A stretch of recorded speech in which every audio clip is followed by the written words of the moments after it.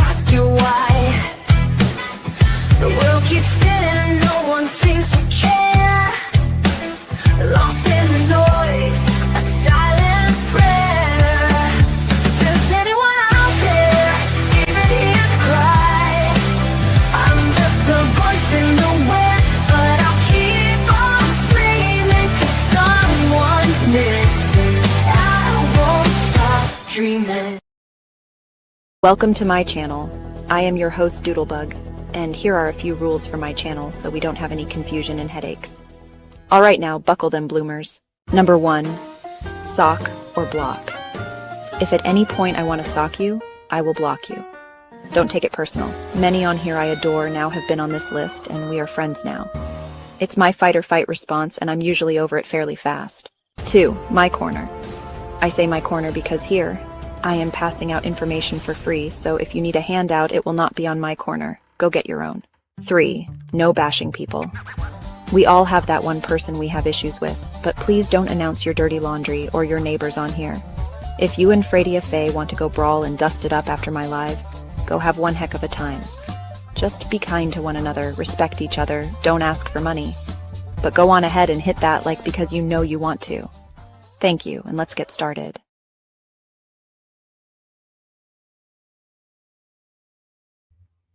Hi, thank you for joining me this evening. As you can see, tonight is an 18 and up, so it's an adult only video for sure. If you are not 18 years old, please leave the channel. This is 18 and up. A lot of things that I'm going to discuss here, or that is discussed here, is only appropriate for adult users. That being said, let me go ahead and get started, make myself little here. All right, let me go ahead and share. This is actually a very interesting old case. It's wow, it kind of just speaks for itself, but let me go ahead and read read a little thing about it, and then we'll go from there. And I have a few videos too, but before the videos I will be playing the content disclaimer, so just be prepared. All right, so what I'm going to do is go ahead and share this, quit rambling, and get started. All right. Well, I guess it's as big as it's going to go. Okay. All right. So the Burger Chef murders of Indianapolis. Indianapolis. What really happened? And you can see here's the old Burger Chef. I hope that you guys can see that. I'm pretty sure that you can. I really hope you can. Now, that Friday night in 1978 should have been like any other for the 4 crew members closing down the Burger Chef in Speedway, Indiana. After serving customers and locking the doors, they began their regular cleanup to prepare for the following day, knowing nothing of the Burger Chef murders that had just taken place. Then something horribly went wrong. News of the abductions of Daniel Davis, Jane Frett, Mark Flemons, and Ruth Ellen Shelton had yet to hit the media when the Burger Chef crew member arrived on Saturday to start their shift. Now, officers at the scene had told them that there has been a burglary at the restaurant overnight, but little else about what may have occurred. Investigators were still unsure to exactly what had happened. As you can see here in quotes, it says, "We screwed it up from the beginning." Let's find out why. So they permitted the employees to finish cleaning the store so they could open up for business as usual. In the process of, just readying the restaurant for the lunch rush, every surface was wiped down and the remaining garbage had all been removed. There were no photos taken of that original crime scene, and the store was never dusted for fingerprints. Detectives realized their mistake and returned to the store later in that day to reconstruct the scene from memory. But by then, that's too late. The best chance of finding any forensic evidence, it was gone. "We screwed it up from the beginning," said retired Speedway police officer Buddy Ellwanger. As you can see here, this was their little logo deal for Burger Chef. The wait and the hunt begins. John and Rachel, the parents of Ruth Ellen, received a call to alert them of their daughter's disappearance. Their other 2 children were asleep, and the couple didn't have the heart to wake them with this awful news. As they sat by the phone waiting for the police to call just with any information, Rachel reached for her Bible and began to pray for her daughter's safety. I found a number of scriptures to stand on. I read a while and I prayed a while. I asked the Lord to put his arm around her. I said, God is still in control. Rachel wrote in her diary. Time passed as Rachel sat alone. And at one point, John took her hand and reminded her that Ruth was their spunky girl who could break away and call home if it was possible for her to do so. But that call, unfortunately, never came. By Saturday afternoon, Ruth Ellen and the others were still missing, and the Sheltons knew it was only a matter of time before the newspaper, television, and radio stations picked the story up. So they knew they had to call family friends and let them know what happened before they had heard anything on the news. Loved ones, shocked by this turn of events, gathered at John and Rachel's home to sit with them and pray for Ruth Ellen's safe return. Saturday night turned into Sunday morning. We got very little sleep, Rachel wrote in her diary. None of the families were sleeping very well. As Robert Flemings awaited word about his son, he was haunted by a conversation he had had with Mark while watching television one night. The program featured a kidnap scene, which prompted Mark to tell his dad that if he was, or prompted Mark to tell his father that if he were ever captured, he'd find a way to escape. I wouldn't just lay still and die, says Mark. Now, he said he would break away, bobbing and weaving as he ran in order to be a harder target to hit. It was the kind of statement that gave Robert hope, like he could see his child again, and just boosted his spirits every time he would think about this. And the families of the 4 crew members were exhausted. And so the officers searching high and low for these kids. I mean, the case was their top priority. As this first reports of the kidnapping appeared in Indianapolis News on WIBC 1070, authorities had encouraged anyone with information pertaining to this incident to just come forward. It was a plea that would just garner their first solid lead in this case. Well, I'm curious. What do you think it is? And you can see here, this is them. I guess this is like a later picture. And we're also going to see this area. I'm going to show you this area too. But this says, today the former burger chef of Crawfordsville Road in Speedway is an empty storefront. But after all of these years, it's been an auto parts store and a cashland store. So that's what kind of gives me on this. But and I do see this link, as you can see. I'm not going to click it because when you click that, it puts you behind a paywall. Just a heads up. If you want to go there, that's exactly what it's going to do. But I did find some really good videos. What I did first is I tried to do my research and go to the FBI and see what they had out on this. But I want to show you that I did try. When I tried, I got this. I don't know if it's going to show. I don't know why that's not showing. Huh. Oh, there it is. Okay. Sorry, guys. Had a little delay. So this is what I got. And I thought, what is this? So I checked again. And this is the front. I wish maybe the other one will show. This is actually the FBI vault that you should be able to see all of these. But for some reason, both of these showed up like this. So I had to try to find another creator that maybe caught these before they took these out, or whatever's going on that FBI vault. I'm not sure why that information is no longer available, or maybe the app was down. I tried. I'm not sure. But I know that I couldn't get that. But I do know that I did find one that could get it. She goes through and this is I have never heard of this channel before. So when I found this, I was like, well, this is a good channel. It really is. And the name of the channel is Eye on Justice. And I will definitely be sharing that too. I'm going to put it in the description, and I'll probably do this as a premiere because this is a recorded video, but you will be able to have the link and they will definitely get the credit. But let me show you the channel. I was pretty amazed at their work. They really were just on it. Like, very impressed that they got the paperwork. They went through it very well, and it's very well orchestrated even. It's like, I don't know how to explain it. Let me just show you. Okay. Sorry, guys, I'm trying here. It's just not.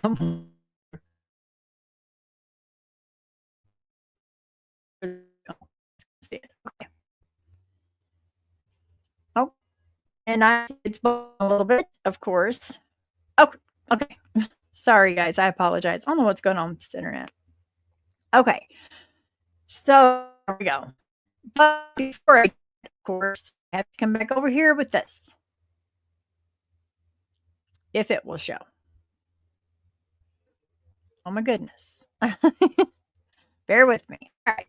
So, content disclaimer. The views and opinions expressed in this video are not meant to hurt any individual, not one at all. And we cannot be held liable in such situations. Copyright disclaimer under Section 52 of the Copyright Act 1957. Exceptions are given for fair dealing, or in this case, fair use, for purposes such as fair dealing of any work for private, personal, including research, criticism, or review, for reporting of current events or current affairs. Well, of course, I'm not going to criticize their work. But I do have to say this and read that. Sorry, guys. Now let me go ahead and get started with the video. I do have to interrupt in between here and there. It's just part of fair use. But other than that, it's very interesting. Mind you, this took place in 1978. Okay, guys, let's go.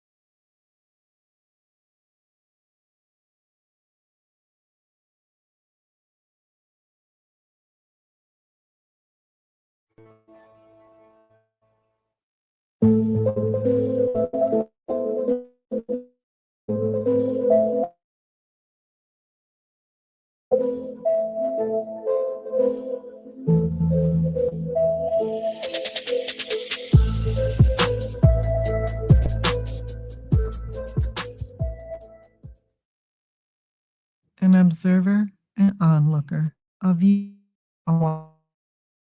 a and passerby. They are the people that we refer to as witnesses.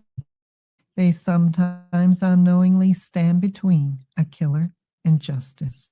Each witness can view the crime and yet uniquely remember a detail that others have missed.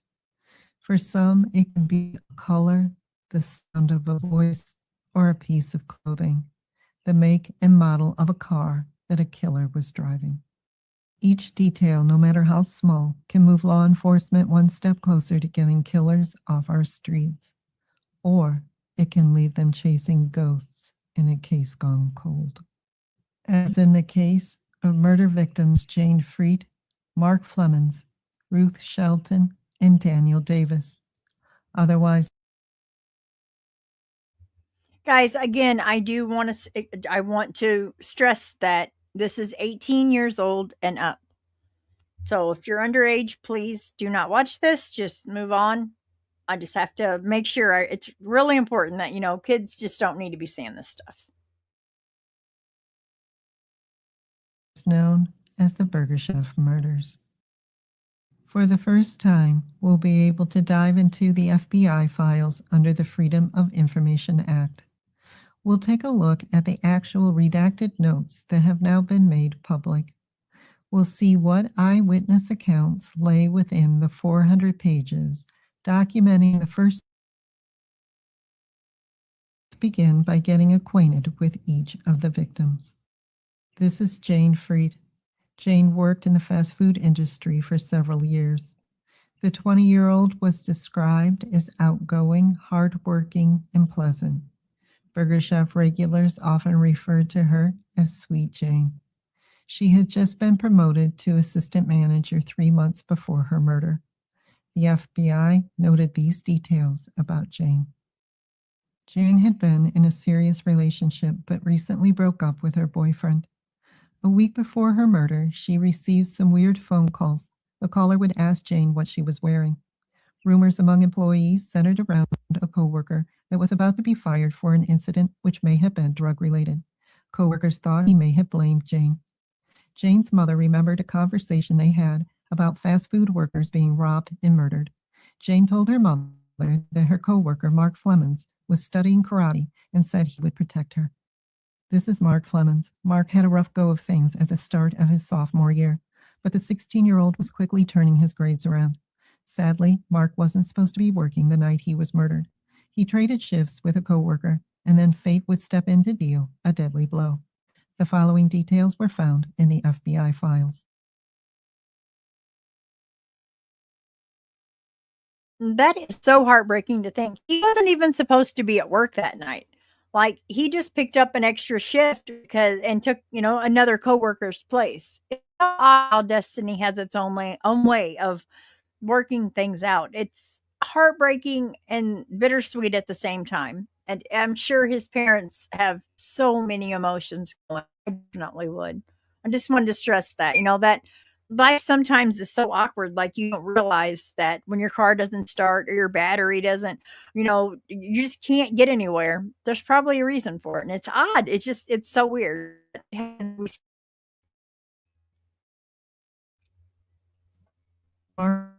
India and Burger Chef.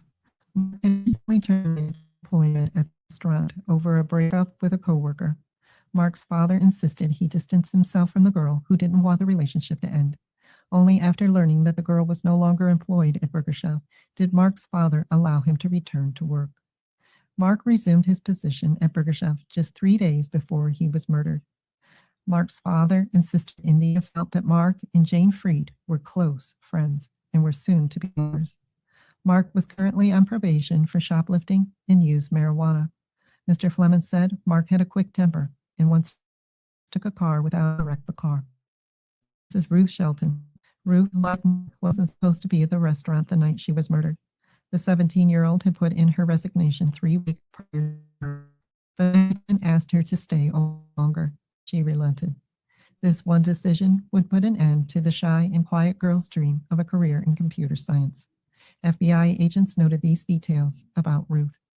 Ruth worked at a condo before her employment at Burger Chef. 3 years prior to her murder, Ruth shoplifted $20 worth of merchandise from the store.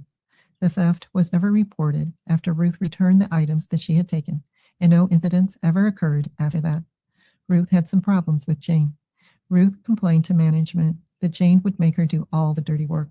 The complaint against Jane was addressed, and the problem was resolved. This is Daniel Davis. Daniel was a man with a plan. The quiet 16-year-old was enthusiastic about aviation and planned to enter the Air Force after he graduated. Daniel was also an avid photographer. His parents said his darkroom was filled with photos of airplanes and family.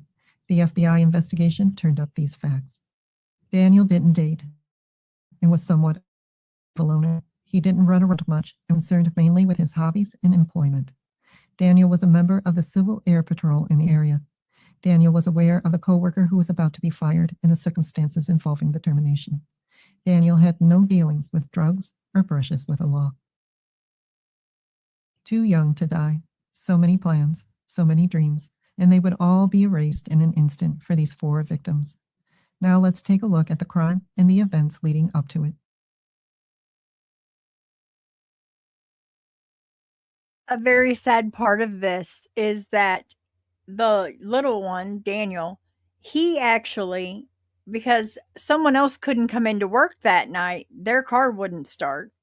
So he picked up the rest of the shift and was going to work until midnight. And I called home and asked if he could because he wanted to buy Christmas presents. So he was saving for that. And God love him. This is how his night ended. I mean, this story alone is so heartbreaking. It's terrible.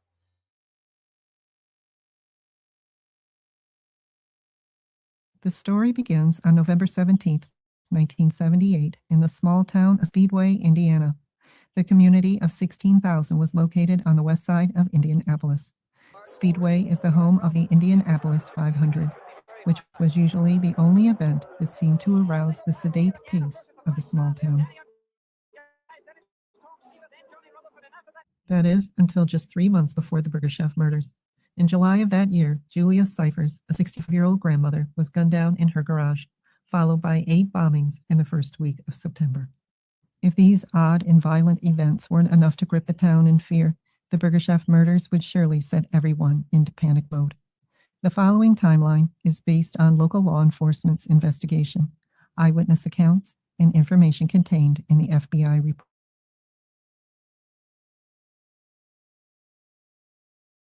17th, 1978, 8:15 p.m. Jane's ex-boyfriend calls her at work to get a phone number of a mutual friend. During their conversation, Jane says that the evening was going smoothly and that it was unusually slow. Between 9:20 and 9:30 p.m., India Flemons and a companion were in Burger Chef. The companion remembered seeing two white males enter the restaurant for about 30 seconds and then depart. One man was about 25 years old, 5 feet 10 to 5 feet 11 inches tall, light brown, dirty shoulder-length hair, weighing 175 pounds, and needed shaving, wearing faded, worn-out jeans. The second individual was about 25 of age and around the same height, medium build, same hair as the other individual, but not quite as long, also wearing jeans. She advised that the only reason she noticed them was because they were dirty and shabbily dressed. 9:30 p.m. Before we carry on, I want to show you, and mind you, this is 1978. So they did like a sketch and a clay model. And this is one of them that they came up with. Now, I do realize this is 1978, but wow. Uh, no criticism, but holy moly. Here's the other one. I don't know about you guys, but this one kind of freaked me out because this looks like DB Cooper. In my opinion, it's not, of course. But if we go back to 1978 and look at where we are today with our technology, this is how they figured out who their suspects were. I mean, wow. This one almost looks like he's from biblical times. I mean, this is only 1978. So I kind of wanted to show you guys as we go through here pictures of who she's talking about. That one just really throws me off. Doesn't that look like it could be DB Cooper, I think. It's crazy. Employee mentioned earlier, who had been in some trouble and was soon to be terminated, was scheduled to work 10 p.m. to close. He called Jane to report that he had a dead car battery. 9:45 p.m. Daniel phones his parents and tells them that they were short at work and asked permission to stay until midnight to help his co-workers. Daniel said he needed the extra hours because he needed the money for Christmas presents. His parents agreed to let him stay over. 10:30 p.m. A friend of Fleming's stopped at the Burger Chef. They had planned to meet after Mark got off work and walk home together. While waiting for Mark, he decided to walk over to the Calaxio Disco in the shopping center across the street. At this time, Mark's friend didn't notice anything unusual. 10:30 p.m., a witness picked her daughter up from a roller skating party and stopped at the Dunkin' Donuts shop located beside the Burger Chef. She observed a tan or dirty white four-door station wagon in the rear of the Dunkin' Donuts facing Burger Chef. After making her purchase, she returned to her car 5 minutes later. Once again, she noticed that the station wagon's motor was running and watched as it moved into the Burger Chef parking lot. The two individuals inside the car were described closely to that of the description India Flemons and her companion offered of the men that briefly entered the restaurant earlier. 11 p.m., Burger Chef closes. 11 p.m., a girl and her boyfriend were sitting behind the trash area of the Burger Chef near the railroad tracks. She said that they had been talking for about 10 minutes when two men appeared in front of the tracks. One individual said to them, "Do you have any ID?" and then went on to state, "Well, you'd better get out of here because there's been a lot of vandalism." She stated that the other man said nothing. The individual that spoke kept his head down and acted like he was wiping his face. Now, when I saw this, I was like, wait a minute. So if these are indeed the guys, why didn't they get them? So that makes me think that this was personal, because who goes up to two people they know have seen them, puts them at this place and with what they have planned, and then just say, "Oh, you better get out of here." I mean, man, I just don't know how that makes sense. I guess it would, but unless it's personal and there is something against one of these or more than one, that throws me off. Maybe that's just me, but that's odd to me. With a hanky. The two kids then walked over to the Dunkin' Donuts and sat behind the shop to wait for the girl's father to pick them up. During this time, they saw no one leave the Burger Chef. The girl's boyfriend's statement was slightly different. He stated that he entered the Burger Chef restaurant at 11:15 p.m. to see if they had some matches so that he and his girlfriend could smoke while they waited to be picked up. He said a few seconds after he entered, an employee with shoulder-length blonde hair came from the rear of the restaurant to see what he wanted. She provided him with the matches and then walked back to the rear. He said that he did not suspect from the female's conduct that anything was amiss. It's unknown if this witness got the time wrong or if the doors of the restaurant had not been locked yet. Remember, the Burger Chef closed at 11 p.m. The young man then left the restaurant and joined his girlfriend at the back of Burger Chef by some fencing. And it's at this point that they were approached by the two men. After to leave, they then walked around the Burger Chef and over to the Dunkin' Donuts to wait to be picked up. He then observed the men retracing their steps along the railroad tracks. 11:30 p.m. A second call was placed to Jane Freed from the employee with a dead car battery. He informed Jane that the battery was repaired and inquired if he was to report to work. Jane told him to report to work to help clean up. He stated that Jane's voice did not sound strange in any way. Between 11:30 and 11:55 p.m., police believed Daniel was taking trash out to the dumpster when one of the perpetrators accosted him and made their way into the restaurant through the back door to commit a robbery. 11:55 p.m. Mark Fleming's friend leaves the disco and starts to walk towards Burger Chef and notices that the lights are still on. As he walked across the field, the separate I do also want to compliment her on how she actually shows on the map, like, like you can almost visually, you can see this. You can visualize what's going on just by the way she's showing everything, especially with the map. So I definitely have to give her credit. This is an amazing job. I mean, it is, considering I couldn't get that paperwork. I tried. I showed you when I tried. So I just want to say thank you, of course, to her. And I will definitely show her channel as soon as we're done. Because I'm telling you guys, this is a great channel. It's probably one of my favorites now. separated the shopping center from the restaurant, he saw two males standing at the counter inside the restaurant. When he finished the Burger Chef, no one was inside, although the lights remained on. He continued through the parking lot and saw that the back door was completely open. He stated that he went to the door and called out to Mark Fleming several times, but got no answer. He then closed the door and headed home. He remembered seeing Freet's and Davis's cars in the parking lot. Fleming's friend said he was about 300 yards away when he saw the two men standing at the counter and could not give a detailed description. November 18th, 12:15 a.m. 17-year-old Brian Kring, an off-duty Burger Chef employee, stops to chat with coworkers. Kring found the back door open at about 3 inches.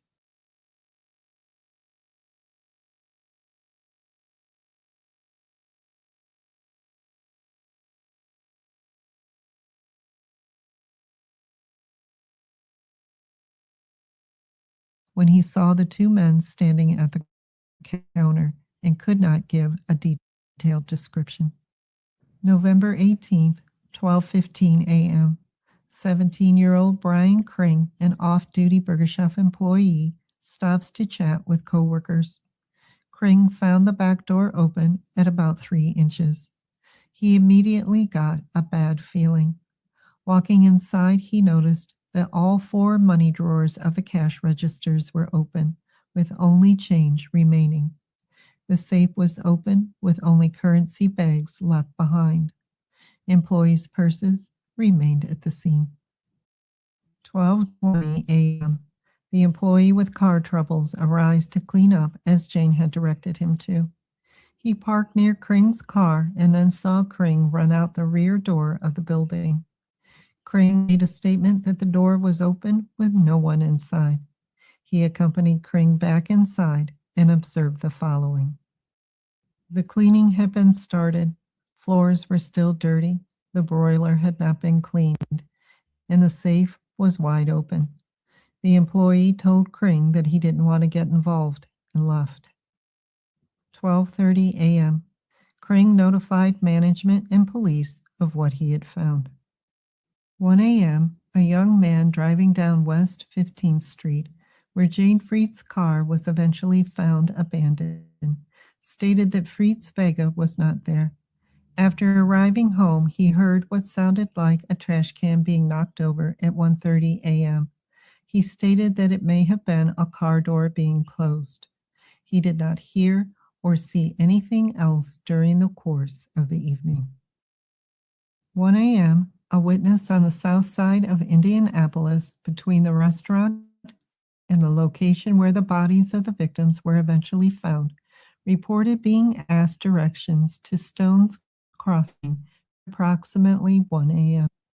The witness advised 2 men and 3 women were in the car when the driver asked for directions. When later put under hypnosis, the witness described the car as a dark blue 69 or 70 Plymouth with some type of mud flap. Yes, they said hypnosis, which I had to rewind that and try to listen. The hypnosis, really? Yeah, apparently that was a thing in 1978. And they remembered a dark blue 1969, 1970 Plymouth. That's crazy to me. I'm like, huh? He also recognized one of the female passengers as one of the victims. One who was living near the murder scene told investigators she heard gunshots and a scream around this time. At the time, her husband told her it was just a program they were watching on TV. Our neighbors recalled dogs barking at about the same time, but no one ever investigated. 4:30 a.m. Jane Freed's car is recovered at 5500 West 15th Street. The location was 1.5 miles from the burger shop. The rear door of the police department was visible from where the car was dumped. The driver's door was locked. Wow. However, the passenger door was unlocked and not completely closed.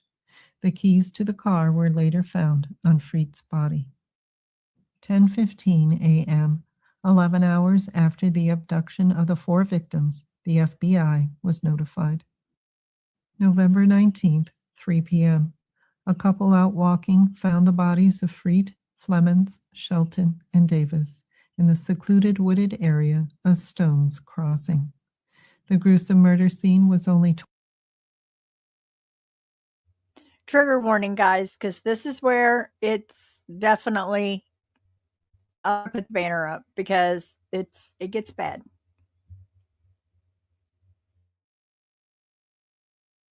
22 miles from the burger chef. As you can see from the timeline, each witness uniquely remembered different details surrounding the last hours of the victims' lives. Were their accounts accurate, and did they get the times correct? Before we analyze certain details of the timeline, let's take a look at the investigation by local law enforcement. It will quickly become clear that the slow response and shoddy work of the officers would make the apprehension of the killers nearly impossible. Here is how the investigation unfolded.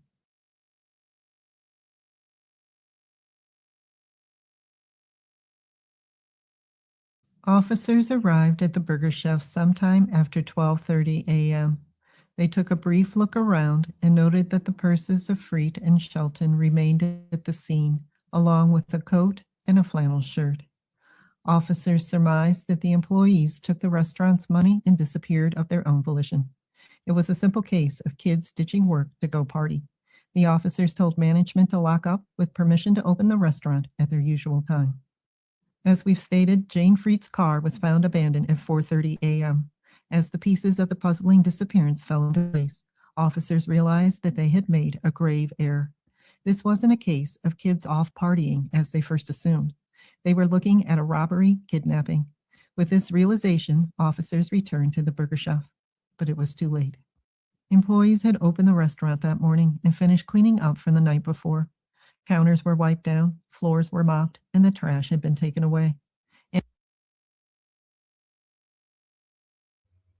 Yes, you heard that correctly. So the officers kind of thought in their head that these 4 teens just wanted to party, took the money out of the register, skipped work, and went out to have a good time. And so they just said, okay, for morning shift, go ahead and clean up. They'll be back, not knowing that what this is more than what they obviously thought it was in the beginning, to let them wipe down counters, mop floors. So every bit of evidence that was inside of this burger chef is gone from the very beginning.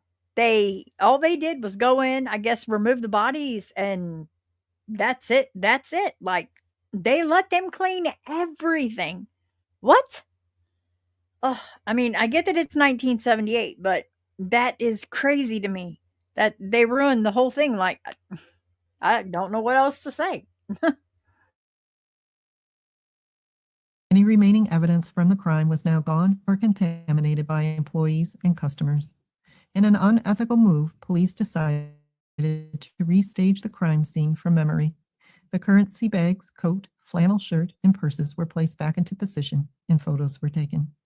But the incompetence of law enforcement wouldn't end there. Once the bodies of the victims were found in an isolated wooded area, it too would become a contaminated crime scene. Officers.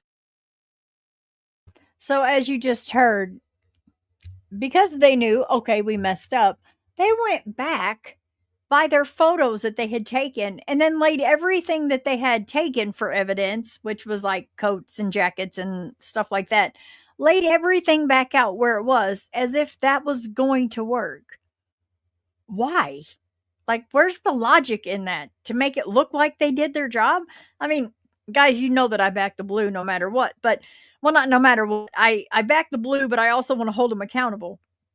But in this situation, what made them logically think, let's just take everything back from our photos since we've just messed everything up? I mean, they're not going to get anything new from it because everything's wiped clean.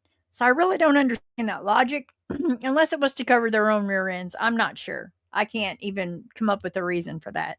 It makes absolutely no sense to me. To rope off the area, and vehicles have been allowed to drive over the field, destroying what could have been crucial evidence. Some officers claimed that some of the bodies had been moved before forensics arrived, and further stated that the chaotic scene had too many chiefs and not enough Indians. Oh, All of these Lord. careless mistakes would forever haunt this case. Police believe from the position of the bodies that there were enough killers to cover 3 different locations in the woods. This would account for 3 different murder methods. There was also no evidence that the victims had bound and gagged. The FBI reported that the bodies of Shelton and Davis were found 75 yards from Stony Creek Road, laying side by side facing them. Ruth and Daniel were shot in style with a .38 caliber gun. It was 30 to the south of Shelton and Davis. Mark Flemons was found 75 to 80 yards due west of Shelton and Davis. Police could not rule out the possibility that Jane and Mark may have been attempting to flee when they were struck down. Jane was stabbed twice by what police believed to be a hunting knife. The perpetrator stabbed her once in the chest as he was facing her, and as she turned away, he grabbed her by the neck from behind and stabbed her again. Jane was stabbed with such force the second time, the 5-inch blade broke off in her chest. Mark Flemons was beaten. It doesn't get any better from here, guys. So if you need to step away, please do. Your mental health is worth more than any kind of video on YouTube. So please, for your own mental health, if you can't handle this, step away, come back in a minute, or just step away and find something positive to watch.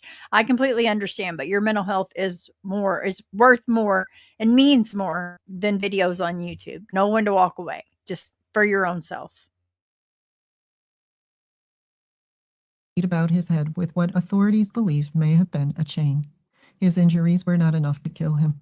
The fact that the perpetrators left him face up on the ground was cause for Mark to drown in his own blood. It had rained the day of the murders, and yet the victims' shoes were free of mud. Their uniforms were not soiled or snagged by any of the thick underbrush. In fact, there appeared to be no struggle from any of the kids. The FBI remarks about the victims' bodies declared that there was no signs of a sexual assault. All were fully clothed and had no defensive marks or wounds. The time of death was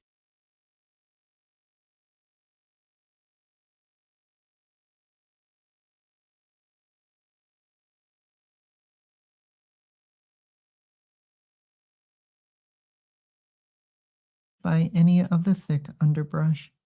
In fact, there appeared to be no struggle from any of the kids. The FBI remarks about the victims' bodies declared that there was no signs of a sexual assault. All were fully clothed and had no defensive marks or wounds. The time of death was established as early as Saturday morning, November 18th, before first light. Police theorized that this was a robbery gone wrong. $581 was missing from the restaurant, yet the victims' purses remained untouched, and no jewelry was taken from the victims. They believed that the employees were herded into Freed's car and possibly one other. Freed's Vega was then driven a short distance from the restaurant and abandoned in a residential neighborhood. The victims were then transported to Stony Creek Road, about 24 miles from the burger chef, and murdered. Questions that are most puzzling about this case are why were the victims taken from the burger chef and then murdered? In most restaurant robberies, the victims are almost always killed at the scene. And why was Jane's car taken and Daniel's car left behind? If we go back to the timeline, the one eyewitness account that stands out the most is the one given by Mark Fleming's friend. At 11:55 p.m., the friend goes to the open back door of the restaurant and calls out for Mark but gets no answer. At this time, Jane's car is seen in the parking lot. We can assume at this point that the victims were still in the restaurant with their abductors and were perhaps kept silent by gunpoint. Had Mark's friend went inside, he could possibly have become a victim himself. Then we have the fact that Jane was wearing her jacket when her body was found. For whatever reason, the jacket became a focus of law enforcement. The jacket was submitted to the FBI for latent fingerprinting examination. It was noted that the perps may have had multiple points of contact with the jacket throughout the evening, before departing the burger chef, while Freed was held hostage, and at the time of her murder. The keys to her car were also found in the pocket. No latent prints of value were lifted from the jacket. If one of the victims recognized one of the killers, which one was it? Authorities believe that it may have been Mark because he wasn't supposed to be there that night. Was it possible that one of the victims was the target, and the crime was never really about robbery at all? Here are 4 compelling points of interest that slowly emerged as investigators ramped up their efforts to bring the killers to justice.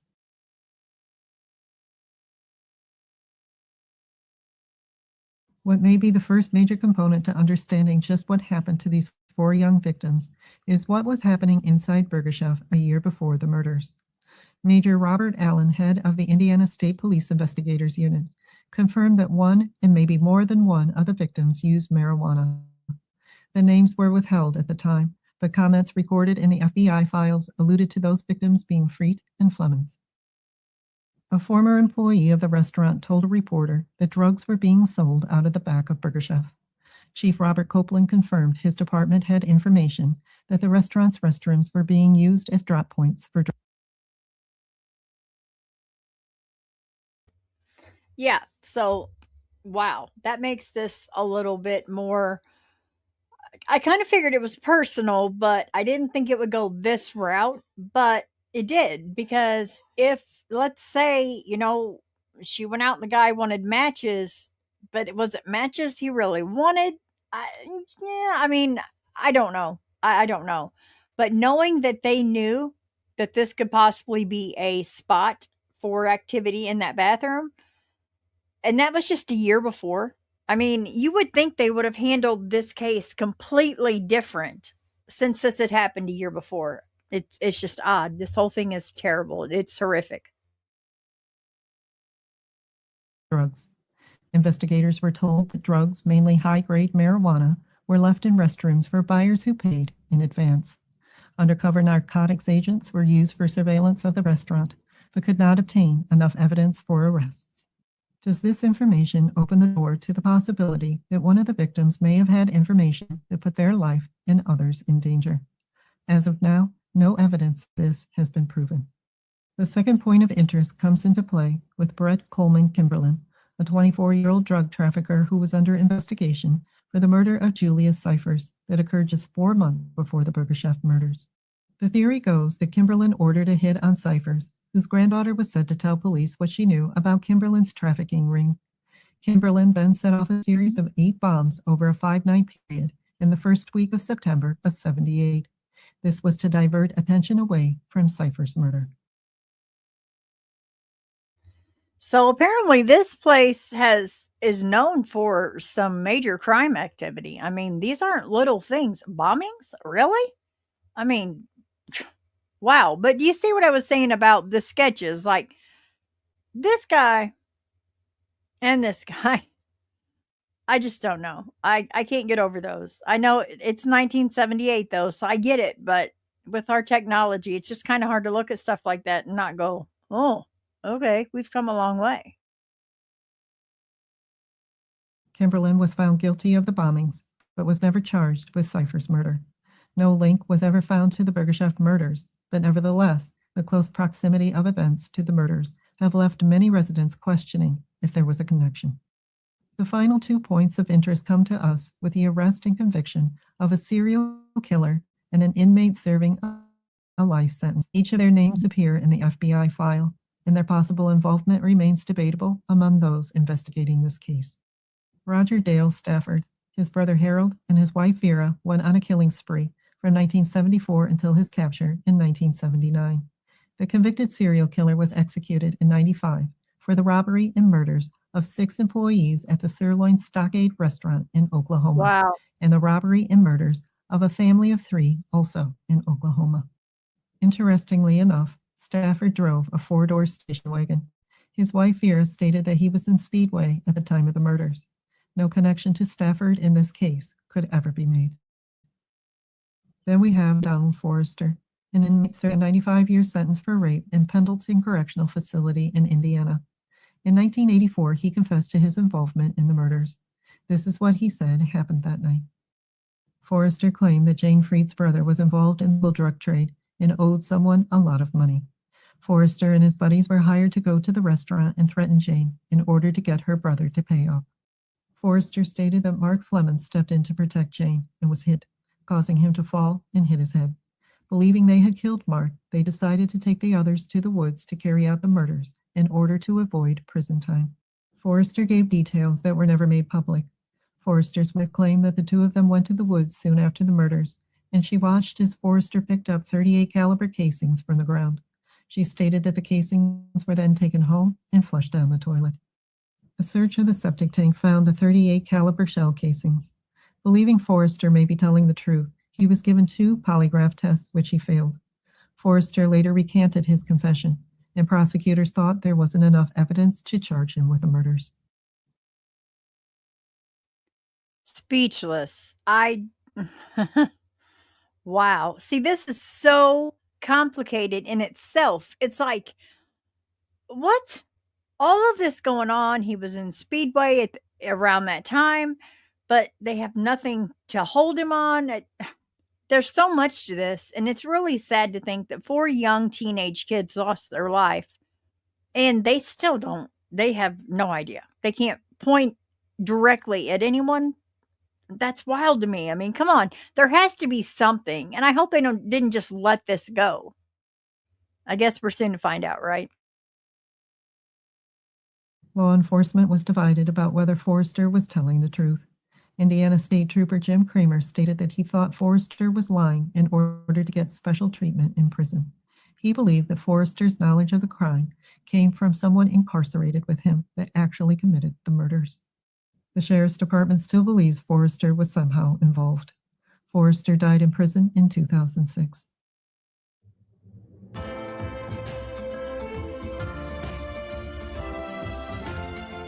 "45 years later, we still don't have the answers we are looking for.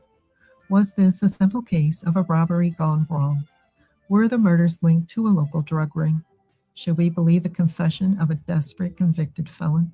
I think Ruth Shelton's sister summed up how all of us feel about this horrible, senseless act of violence that took the lives of 4 young kids on November 17, 1978, at a burger shop in Speedway, Indiana."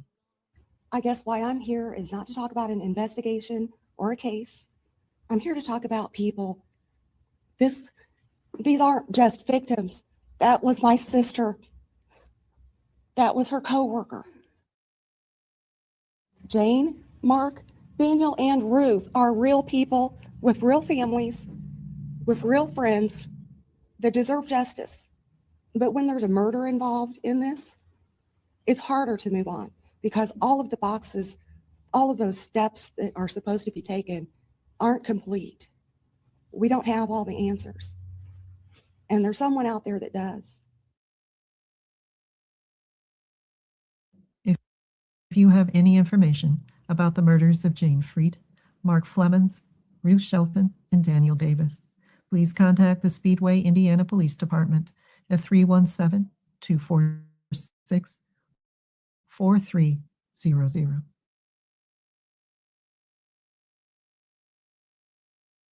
This is the channel that I will have I will have their link in the description, and I'm also going to share this in the premiere and the live chat. Of course, like I said earlier, this is pre-recorded, but this is their channel, and they do amazing. I just happened to stumble across this trying to find more information, and as you can see, they've put a lot of work into this channel. I love it. I mean, I've went through here, I've watched so many of these, but I do respect their work because like I said, I went to the FBI site and I showed you what it comes up for me. So thankfully she got to grab those while they were out, because I'm not sure that, I don't know why they're not there. That I'm going to look into that a little bit. Maybe I didn't give it time to load. Maybe it's so much to load. I'm not sure, but I do have one more. It's not going to be long, but I do want to show you one more video. Now this one is Lamont at Large. It's also a good channel. I don't really know how much he posts on this channel. I know he does have a new one, but I still want to give him a shout out for this video because he is at this location. So he's going to show us what it looks like now. This is a little bit old. It's from 5 years ago, but still, I mean, it gives us a good idea of what this place looks like right now. All right, let me go ahead and share. I thought this shared, but it didn't, of course. So I have to try to reshare. Sorry, guys. This sharing twice throws me. Okay. All right. Go ahead and play this. And like I said, I will still have to interrupt in between. I don't mean to, but I have to. And I'm also going to go ahead and do this. Content disclaimer, again, of course, the views and opinions expressed in this video are not meant to hurt any individual. We cannot be held liable in such situations. Copyright disclaimer under Section 52 of Copyright Act 1957. Exceptions are given for fair dealing for purposes such as fair dealing of any work for private, personal, including criticism or review, for reporting of current events or current affairs. I know, guys, it gets old, but I got to do it. All right, so let me go ahead and share this and let's get this going here. All right, here we go, guys.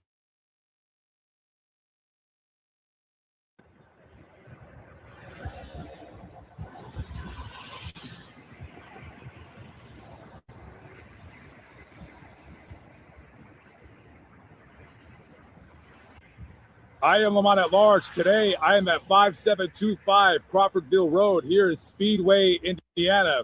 I'm here to talk about a robbery that occurred over 40 years ago at this very location, in which 4 people were brutally murdered.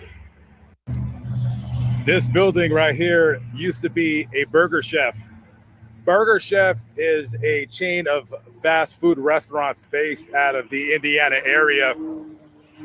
And on the evening of Friday, November 17th, 1978, 4 Burger Chef employees were working here. 20-year-old Jane Freed, the assistant manager, 16-year-old Daniel Davis, 16-year-old Marcus Flemons, and 18-year-old Ruth Ellen Shelton. They were closing up for the night. The next day, the morning man comes in and notices that the crew's jackets and purses are still there. He goes to the safe to count the receipts from the night previous and notices that the money in the safe is missing. Goes to the register and looks at the receipt, and the total sales receipts for that night was about $581. So that's about how much money is missing in the safe. So then they start to get a little bit nervous that maybe something took place. So they let the sheriff's department know and other local law enforcement jurisdictions in the area to be on the lookout for these 4 kids.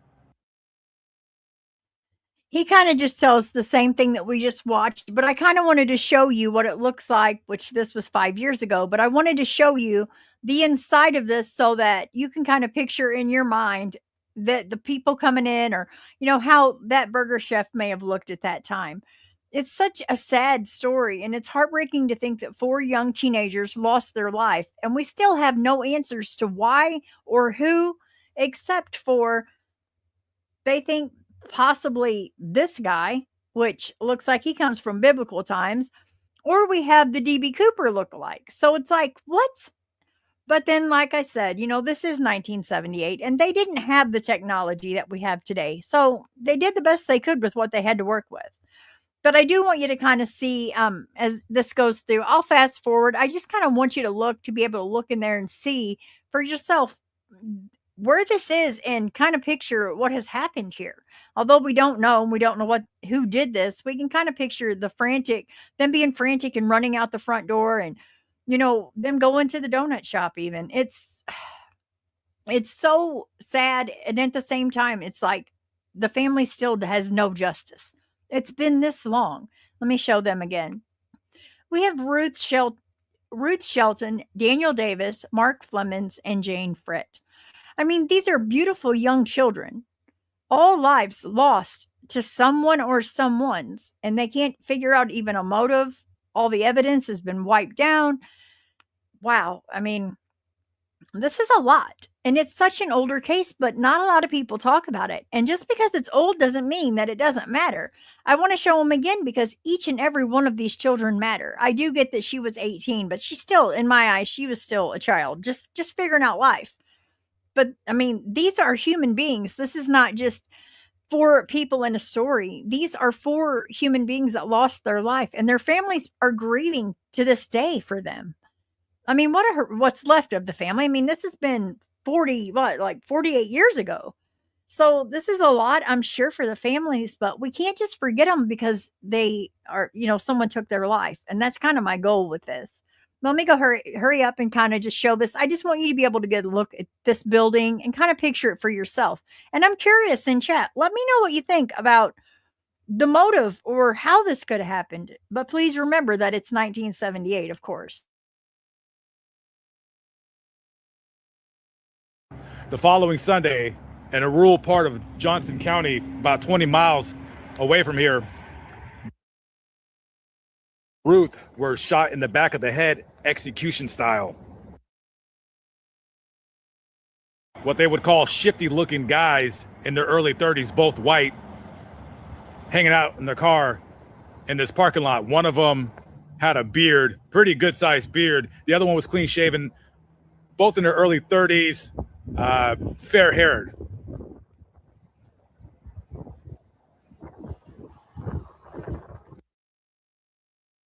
And I didn't do it, but I got a couple of associates that I suspect personally that they did it. You might want to go talk to them. He drops a couple names. They go investigate the people that he says. By the time they were found, one of the names that he dropped, the individual, he was already in prison for robbing a fast food joint. They go for at least 5 years. He's clean shaven. He's not picked out.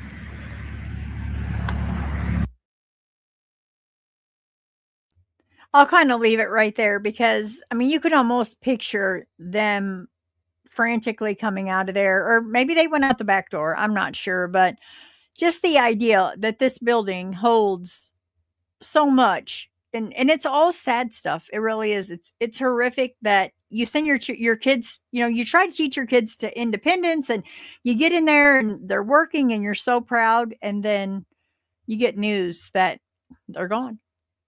I can't imagine that. But before I end this, and this is actually where I'm going to stop, I do want to show you guys photos. This is actually part of what was shown. I don't know if this is the home of one of them. I'm not sure, but they did have this out here. So I'm going to look more into why this picture is important, unless this is maybe where they were sitting when they were I'm not sure, but this was in the vault of pictures. So I do want to check into that. Again, this is where they had found the bodies. This is the police car outside the Burger Chef investigating. And of course, this is their local newspaper. Police baffled by kidnappings. Well, I'm sure, but they cleaned the area. And this is them, when they were out searching. They were searching for them. So guys, with that being said, I'm going to go ahead and end this. I want to thank each and every one of you for joining me this evening. You could be anywhere, but you chose to watch with me. Thank you so much. I appreciate that.